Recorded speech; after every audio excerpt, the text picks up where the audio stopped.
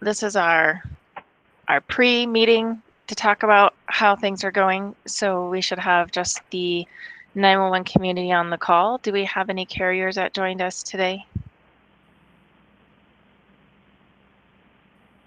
Okay, great. So just from a big picture perspective for everyone, again, we tend to meet the week before. That way we can speak and troubleshoot together, share information, and then if we have items we want to track with CenturyLink, we get them the information a week in advance. So hopefully next week when we meet with the carriers, we can have a resolution to the open items that we've had pending.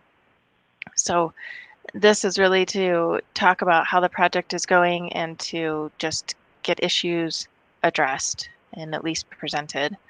So what I want to start with is the cut for Westminster and Broomfield. So we received information yesterday that those two PSAPs were supposed to cut and they didn't. Do we have Westminster and Broomfield on the call with us today?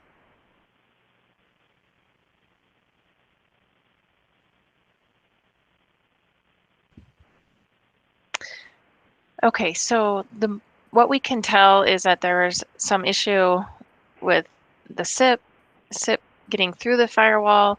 I don't know the extent of it. It's pretty vague on the information we received. It looks like they're troubleshooting today with the carriers involved. This is our first Motorola cut, so everyone, I guess, is a little bit different as what the cuts go with who's dependent and how the equipment is being configured. But this is one of the first Motorola cuts with these two PSAPs, so they ran into issues and the cut's been delayed. Right now, CenturyLink is looking at doing the cut tomorrow, but my understanding is they're not sure the extent of the work required to fix the SIP issue that they're encountering. So not sure if they're going to cut tomorrow. That's all the information I have on Broomfield or Westminster. I don't know if Jeff's on. I don't see Jeff either for him to talk about it from the authority board's perspective. But does anybody have any questions about? Hi, Kimberly. This is Nancy. They're testing right now. That's probably why they're not on the call. Okay, got it. And so, Nancy, are you the only one that jumped on from CenturyLink? And did you get on to give us an update on that? Because this is our PSAP authority call. Yeah, I just jumped on to let you guys know what was going on. They're all on a conference bridge right now troubleshooting. Okay, and thank you for that. Can you explain the extent or what the problem was? Is it a firewall issue? Is it a voice path issue? What's going on? I'm not quite sure. They call it SIP options error. They're getting an error with the SIP. And they think it's related to the network. They're not quite sure, but that's why they've got everybody on the call to troubleshoot the network. So if it's related to the network and it's not so much the CPE equipment, since this is our first Motorola PSAP, do we have other concerns on the network or any concerns for the two PSAPs that have migrated over? No, we think it's strictly because of the options in the Motorola.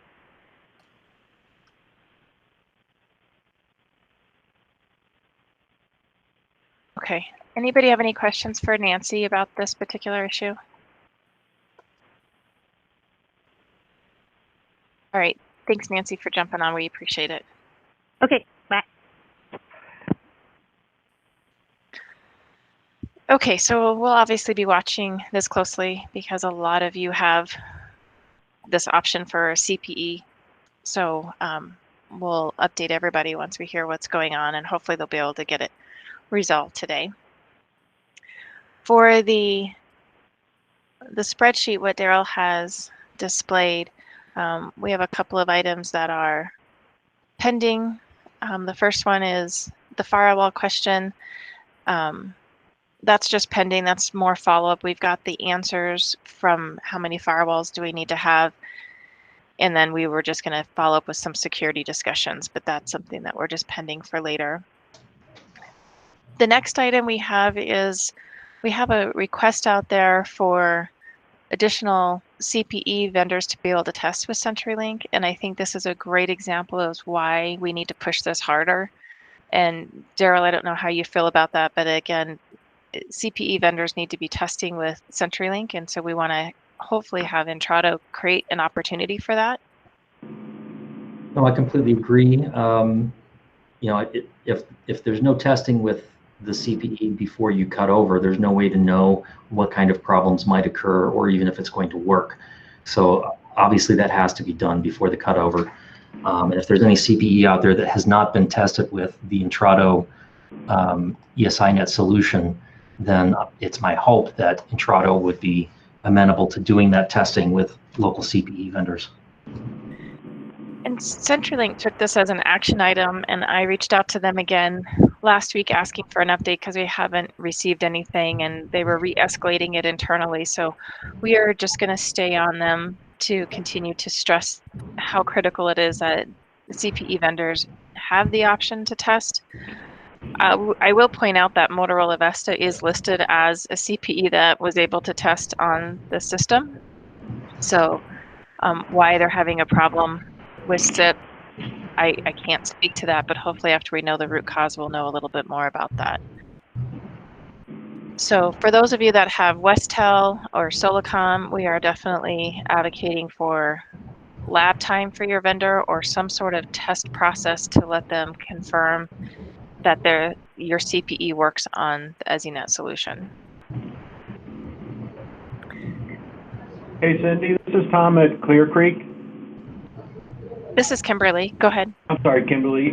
So we'd kind of brought up the subject of the inability to test, and I heard from my rep this week, and he has not heard anything back from Intrado or CenturyLink. Okay.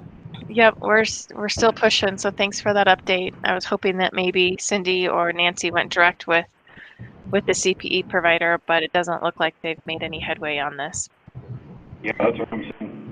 What CenturyLink is telling PSAPs, if they can't test and they're saying they need to test, that they don't need to take a direct SIP, that instead they can just do the analog handoff, and it's your choice if you want to do analog and SIP, so that's something that the authority PSAPs are able to choose, SIP or analog connection. So for example, the Westel PSAPs want to get a SIP connection, and that's why it's critical to test. So a solution really isn't saying, well, we're not going to give you a SIP handoff, then we're going to go ahead and do the PGM and have it convert to analog. So we're definitely working through this issue, but not making a lot of progress. The next item we have on here is a detailed project plan. So Cindy did share that document. It wasn't by 225, but that document's been added in your resource folder. That's been shared with everybody. So you'll have, yep, exactly. So Daryl's showing you right now where to go to get that. Which one is it? I dropped it in last week. So Weld County, it's the one in the middle of the screen, date March 6th, added by me. There we go. Yep.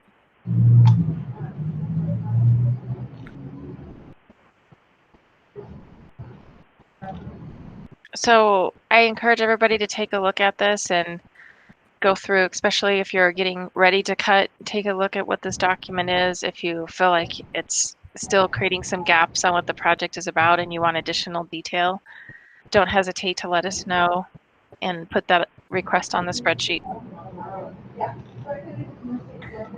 Any questions on that item? Okay.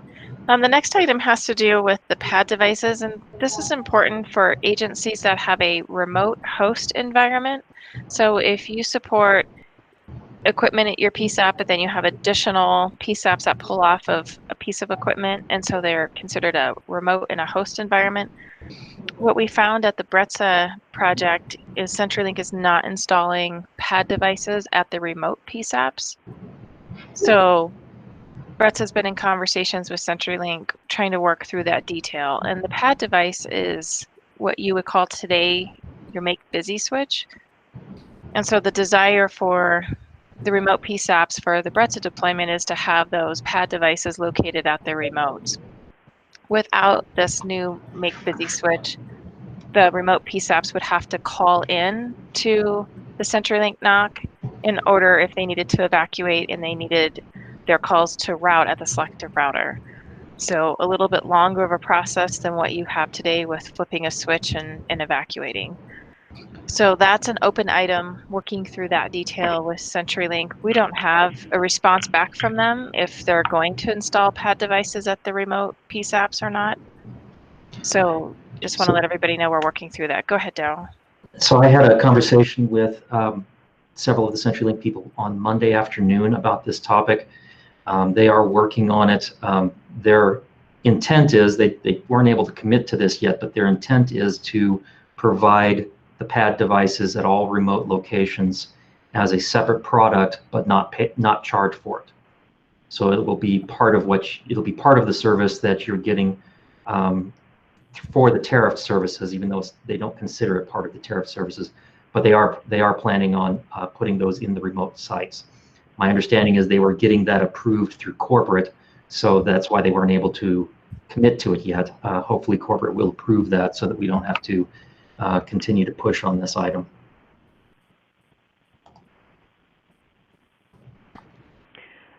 This is Athena. So, Daryl, they do intend to provide it. We just don't know a timeline for it. That is correct. I think once they get it approved through corporate, then they can work out a timeline on when they're going to get those installed. I would assume that they would install them the same time that they do the cutover for future PSAPs that have remote host situations, but you know what you get from assuming, so we should get a statement from them that that's what they're going to do. Thanks for the update.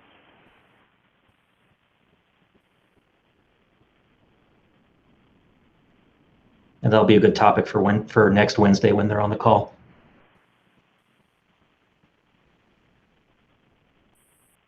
That's great.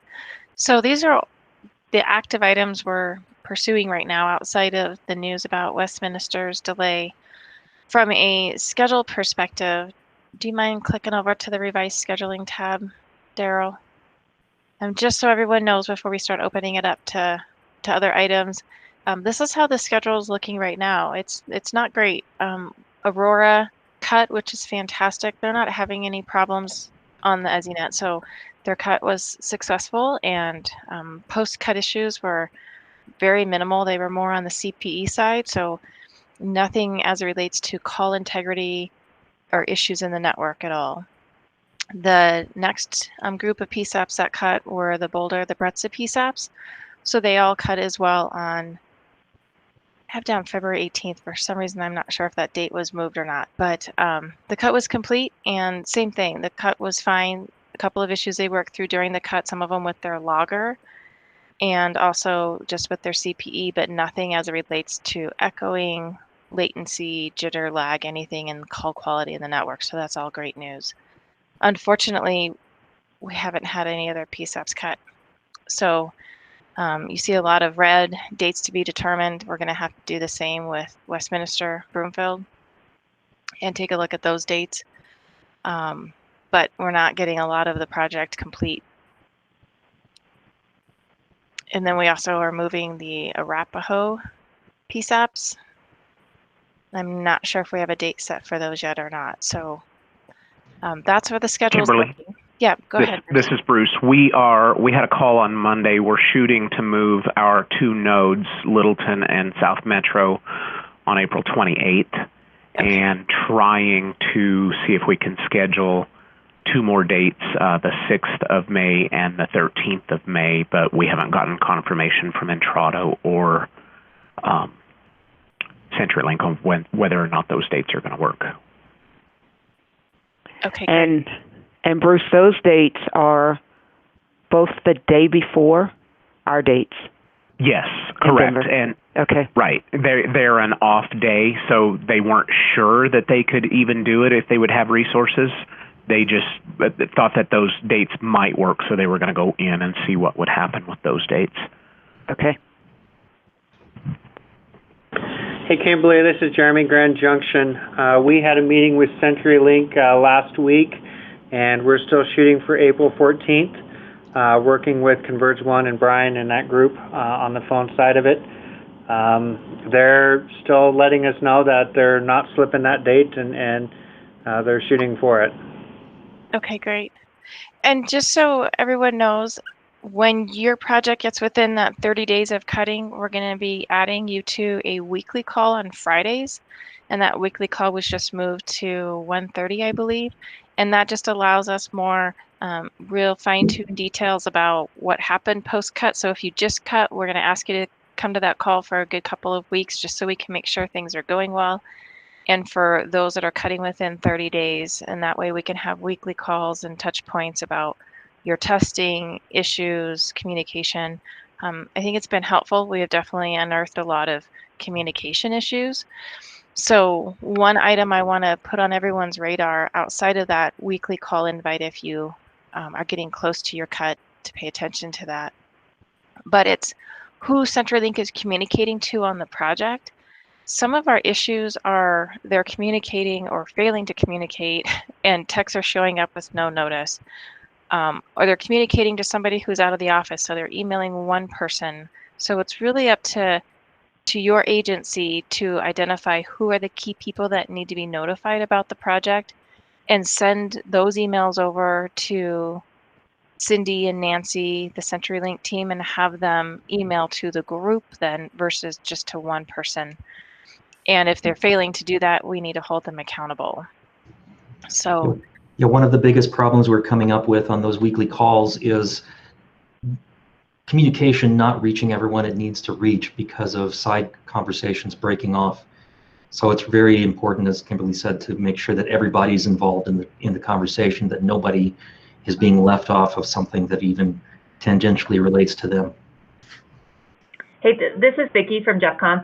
Hey, we had something similar to that, and it really wasn't because they didn't have contact people. It was because the tech was from the business side, and really didn't even know who ordered it and who the contact person was. And I mean, there was a lot of that. He showed up and he said, "I'm here to for some T1s," and we said, "What is this in relation to?" And he didn't know. So we asked to look at the work order, and that's when we found that it said State of Colorado, NG 911. So, and that's horrible project management. And so when what's happening is CenturyLink is needing a resource, so they put it in the queue for a resource, and then you're right, Vicki, they're pulling business side of the house people to come out and do site surveys and getting into your back rooms. And for us, that's a CGIS violation. I mean, we have to go through the vendor management program and get techs cleared, and to have somebody just show up in a back room, well, then you're standing there with, you're supervising them the entire time. So we've expressed those concerns to Cindy and to Nancy, and even if they are dispatching a tech from the field, it's their responsibility to notify you. Hey, a tech from the field is coming and doing this install on this date and this time. Hey, Kimberly, sorry, go ahead. I was just going to say they actually seemed surprised when I asked I asked Kevin Newton in West Horn, and they seemed surprised. They said they put in the order. They didn't think it was going to happen that fast. So, yeah. Again. This is Jeremy from Grand Junction. We had a similar experience and kind of expressed that. I had to sit down with the local technician here and just show them what the layout even looked like. They had no detail on what they were installing or even what the equipment was. So when they came out for the site survey, we had to bring up the documentation and show them what they were actually going to install, as we kind of assumed that they're going to be the ones going out across the western slope. As far as in regards to the actual meeting request, we kind of had to force that with Wes and that group to get everybody together on a call to make sure we were all on the same page, because we had, talking with Jennifer and I here at Grand Junction, she was getting some emails and I was getting others, and we weren't getting them together to even have a kickoff meeting, for lack of a better term. So you really got to stay on top of that as your time approaches. And that's a great point, and I encourage everyone, don't demand what you want. I mean, this is a critical project, and if projects should be managed a certain way, communication needs to flow. Yes, we need to be flexible and fluid, but at the same time, if you're not getting what you need on this critical project and they can't answer your questions, it's okay to turn them away. It's okay to say no. It's okay to say, listen, you guys have to give us notice before you just show up. And to have a bad site survey is going to equal a bad start of a project, because they're going to be confused on electrical locations, rack locations. I mean, all that fact finding is essential, and you don't want to waste your time if they're sending somebody who doesn't understand what they're supposed to be looking at. We had the same experience up here. So does anybody have anything else that or any item you want to add to the discussion items list that you would like addressed tomorrow? I have Not something. tomorrow, next week, sorry. Go ahead. I have something along the same lines of the circuits being installed. So we had those installed, and now I'm getting emails, second notice to coordinate your scheduled activation appointment. And I've reached out to Nancy on that, and it's still, she's told me, okay, you can ignore that. You don't really need to do anything with that at the moment. I also received another email saying now that the circuits are in place, they want to activate and start billing. And our changeover date isn't until June. So I guess my concern is, are we going to be charged the new tariff starting as soon as we activate these circuits, even though we're not actually using them? And I'm sorry, who is this? What agency? I'm sorry, Tom with Clear Creek. So I think Daryl can probably speak to this with more of a resounding no, but no. I mean, you shouldn't you shouldn't start being billed, and that date shouldn't happen until you cut over. So all this pre-work is part of project hours that they will be assessing us, and the project hours are calculated at a different rate per your 911 session. But as it relates to being billed on your tariff, wouldn't be until you cut over. Daryl, do you want to add to that? Yes, the tariff is for delivery of 911 calls. If they're not delivering 911 calls yet, they cannot charge you for that service. And frankly, they haven't even billed the ones that have migrated so far. So they haven't billed Bretza, and they haven't billed Aurora. So my guess is that whoever told you that was, do you know who it was who told you that, by the way? The emails were sent from Nancy. Okay. Well, my understanding is that Wes is in charge of the billing part of it. And no, they should not be billing you until you are actually cut over and receiving 911 calls over the ESInet circuits. All right. And then, so I guess the activation piece, they're saying I need to contact them to coordinate and schedule an activation appointment.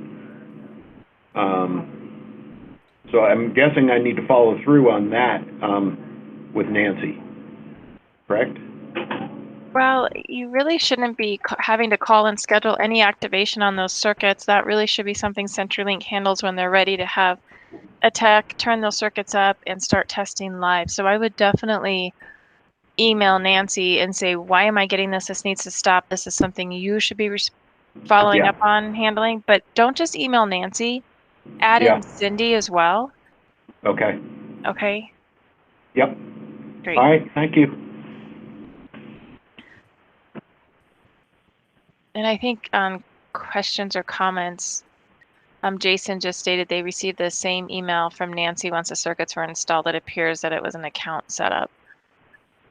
So we'll definitely get that clarified, because that can be really confusing, especially if somebody gets that email and they're not part of these conversations. So we want to make sure we get that handled. And my guess is some of the confusion might be coming from if they're going through the business side of the house to get the circuits installed that they need for the cutover. Well, the business side of the house sees that a circuit's been installed, and they think, well, we get to bill for this now, not realizing that it's actually part of a different service that's tariffed. Right. Great point. Does anybody have anything else that they want to bring up to the group about this project, or where you are at for your authority on this project, or items you want CenturyLink to circle back on for you? Kimberly, this is Daryl. Back when we were talking about Westminster and Broomfield not cutting over because of a configuration issue with the Motorola CPE, I was on mute and couldn't get off in time to ask the question. Do you know if any of the ones that have migrated so far use that same CPE? They do not. Bretza and Aurora are on the Viper. Okay. Hopefully, once they get this worked out, then future migrations with the same CPE, they'll know what to do so that they don't run into the same problems. Right. it'll be really interesting for us to learn what the root cause was, who owned it. Is it something in the firewall that was configured at the PSAP side, or is it truly something within the CPE handling equipment? So we'll be tracking this carefully. I want to say the last number, and you probably know this from your stats, but I believe there's probably more Motorola CPE out there than there is Viper. I would have to pull up the spreadsheet on that, but that could be. Yeah. So we definitely want to watch this one closely. Anybody And have? I see Jeff just joined the call. If you want to ask him any questions about it. Yeah, Jeff, we've been waiting for you.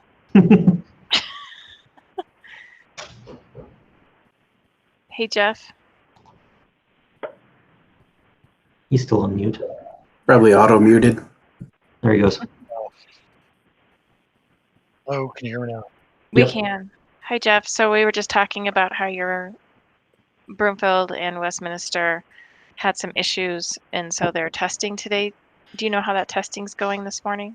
I haven't heard, and they're planning to cut tomorrow, so. Okay. So we're just trying to understand, and we'll follow up with CenturyLink too, if the problem is in the CPE side. They indicated network, but they also indicated SIP, so we're not sure. Yeah, they got a 503 error, and that affected the SIP side, so that's what they're working through. Okay. Great. Well, if you hear anything, please let us know, and we'll do the same if we happen to hear information too. So I know this is our first Motorola CPE cut, so we're all anxious to see how it goes. And was Cindy not here earlier?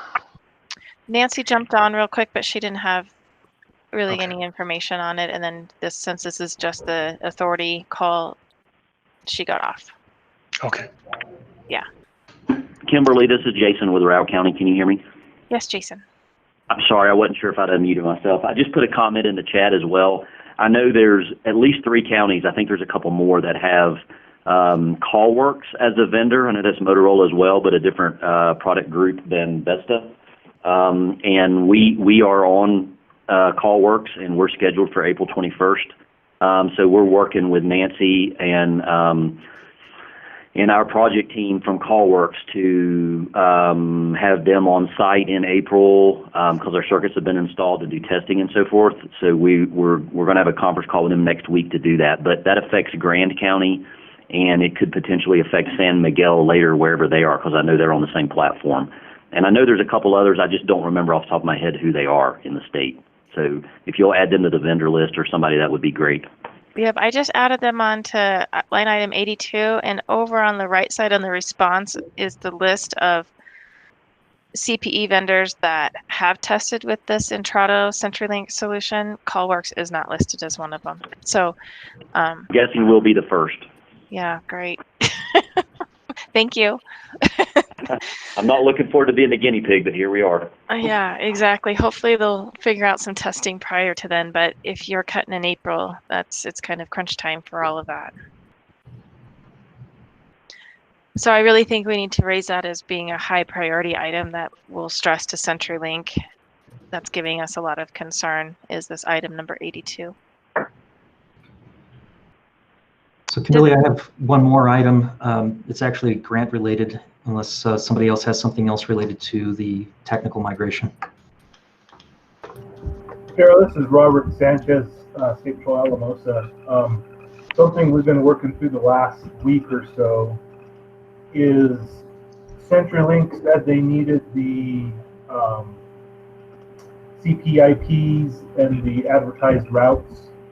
They've been trying to work with Solacom, and Solacom may not be able to provide what they're asking for.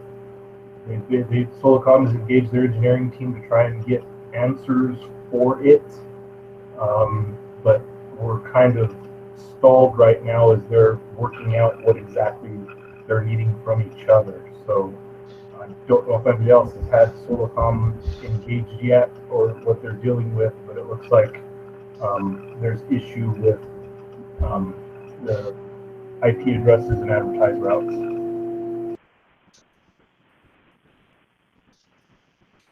Yeah, that's really interesting that Silicom isn't sure they're able to provide that since everything should be IP'd. So we'll definitely want to track that closely, Robert, and I'm assuming you'll be on our call on Friday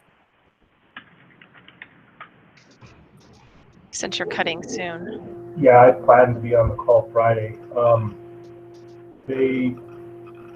It's kind of confusing. I was hoping this could have been worked out.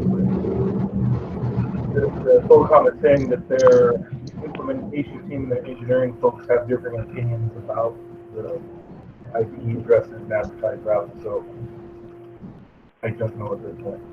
Okay. So have you set up a conference call with Silicom and CenturyLink, or do you need any of our help to help facilitate that? Cindy and Greg were in contact this morning, and they had mentioned if they weren't able to get something worked out, that we would have a conference call sometime today. So I'm kind of waiting to hear back from either on that. Okay. Thank you for the offer.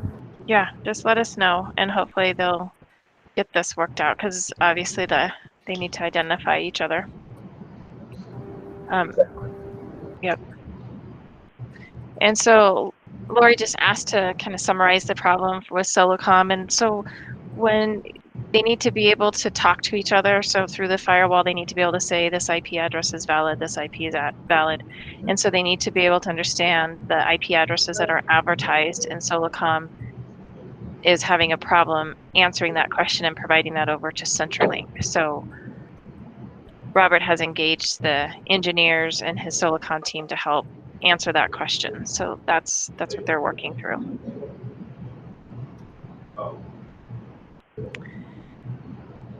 Okay, anybody have anything else for the group?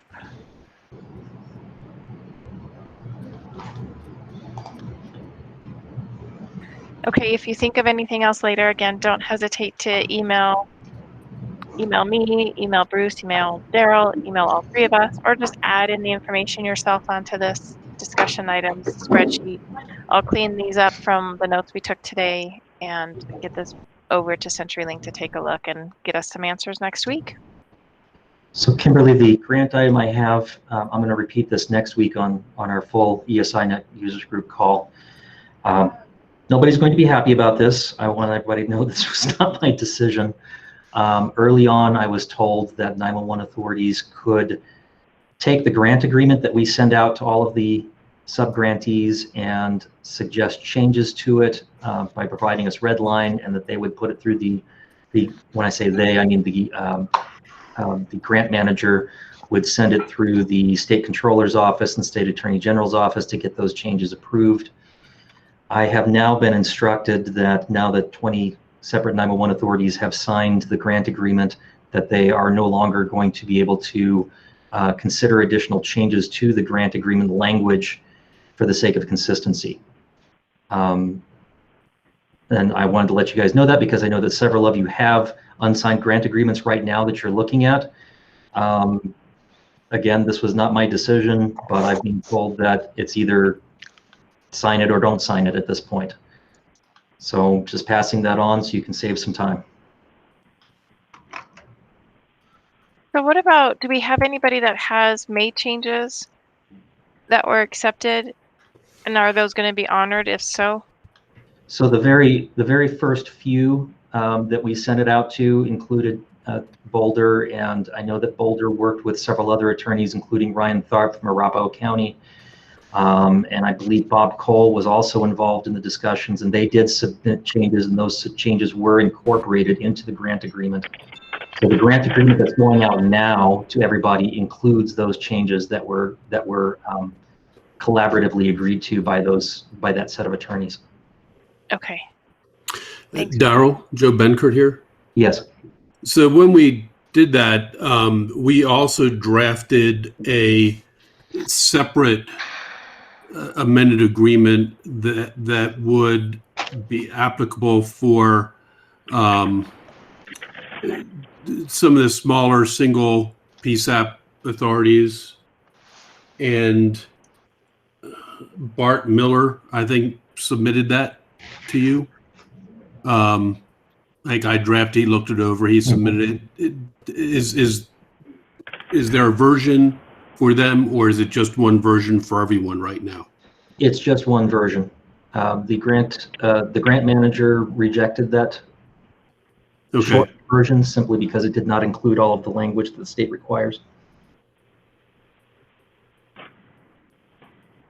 Yeah, I thought the one I'm talking about, we actually, kept all the language that was in the first one. There were just some minor changes in it, but okay, thanks.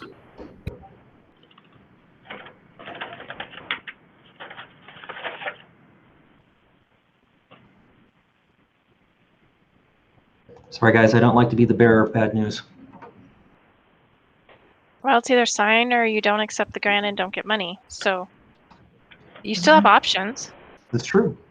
I think if and when we have another grant in the future, things will be different anyway.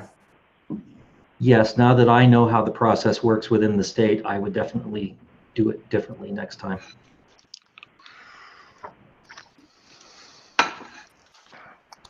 Great. Well, thanks for that update. Anybody have anything else? All right. Well, we do appreciate everyone's time and the information and the information sharing. I just think it helps us in our projects as we go forward. So thank you and have a great rest of your day. Bye. Thanks, everybody. Yeah, thanks everyone.